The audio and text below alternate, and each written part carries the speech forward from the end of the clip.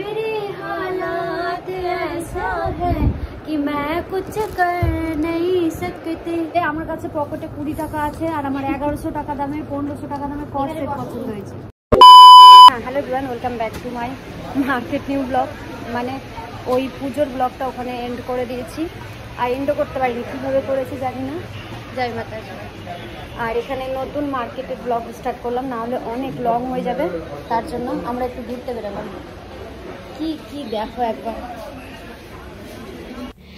On the spot একটা blog শেষ করে একটা ব্লগ স্টার্ট করলাম। বিকজ একটা ব্লগ এত বড় হয়ে গেলে, কারণ ওটা তোমার হচ্ছে ভূতনাথ এইসব মন্দিরের চলে এসেছিলো, শ্যামবাবা মন্দিরের।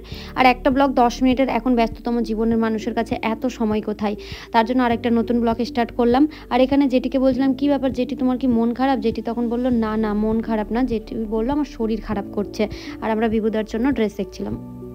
আর হ্যাঁ, আমরা ছিলাম বড় বাজারের এসি মার্কেটে। এই মার্কেটে এর আগে আমি কখনো যাইনি, এটা ফার্স্ট টাইম গেলাম। কিন্তু এখানে একটাই ছাদের নিচে ভাই প্রচুর রকমের ভ্যারাইটিস, আমি তো দেখে নিয়েছি বেশ ভালো করে। পরে কোনো একটা সময় যাব। দেখো লেহেঙ্গাগুলো কালেকশন বেশ ভালো। তারপর এরপরে আমরা যাব আমাদের অকাতে, ঠিক আছে? 500 টাকার ছুটে যাব আমরা। ইয়েস গাইস, মোটা হয়েছে তুমি, সত্যি সুন্দর লাগছে।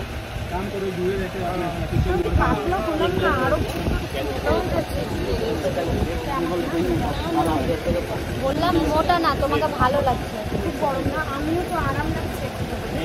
সুচিদির লেহেঙ্গা তো অনেকদিন আগে নেওয়া হয়ে গেছিলো। এখানে জিজুর সব কিছু ড্রেস আপ নেওয়ার পরে চলে গেলাম সুচিদির একটা জুয়েলারির শপে। মানে ওখানে সুচিদির জুয়েলারির শপ না, মানে সুচিদির জন্য নেওয়ার ছিল জুয়েলারিগুলো। আর তারপরে এখানে বাড়ির কিছু শাড়ি কেনাকাটা করার ছিল, তো সেগুলোই নিয়ে নিলাম।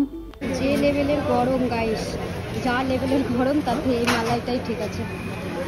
আর ওখানে তারপরে আমরা এখানে ভাবির জন্য শাড়ি দেখতে এসেছিলাম, যে ভাবির রিসেপশনে কেমন শাড়ি পরবে, কারণ ভাবির যা পরিস্থিতি সেটা তো ভাবিকে মার্কেটে নিয়ে আসা পসিবল না। আর তারপরে আমরা বড়বাজারের এই মার্কেটটাতে, মানে যেখানে এই চুড়িদারগুলো স্যুটগুলো খুব সুন্দর সুন্দর আর খুব রিজনেবল প্রাইসে পাওয়া যায়। আমি নিয়েছি, বেশ কয়েকটা নিয়ে নিয়েছি। পরে তো গাইস এখন বাজে 5টা, আর আমাদের এখনো মোটামুটি বাজার হয়েছে, তেমন কিছু হয়নি। আন্টি হাসছে।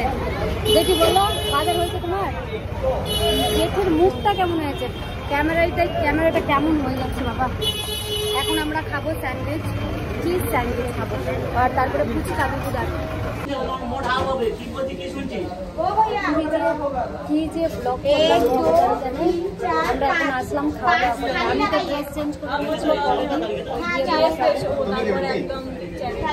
আর আমি বেশ হলাম, চান্দান করে আসলাম। এখন যাবো খাবো, খেয়ে একটা টিপ্পা টানো গুছাতে হবে, যেটু গুছাবে।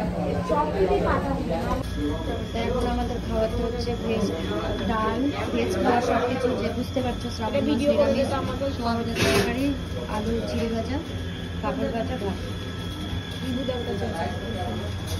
কোনটা দাও? কোনটা দিয়ে দেবো? एक हिंदी सॉन्ग था, बोलती ना एक बार। मेरे हालात ऐसा है कि मैं कुछ कर नहीं सकते।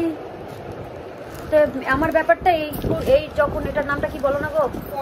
Cord set. কর্ড সেটটা গেল রে। কর্ড সেট দেখার পরে আমার অবস্থা মনের এরকমই হয়ে গেছিল, যে আমার কাছে পকেটে 20 টাকা আছে আর আমার 1100 টাকা দামের 1500 টাকা দামের কর্ড সেট পছন্দ হয়েছে। क्या कर सकती हूँ मैं?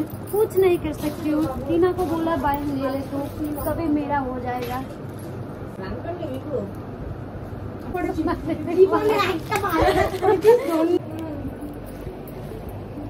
तो अभी इतना नहीं दिखाऊंगी, घर जाके दिखाऊंगी क्या क्या लिया।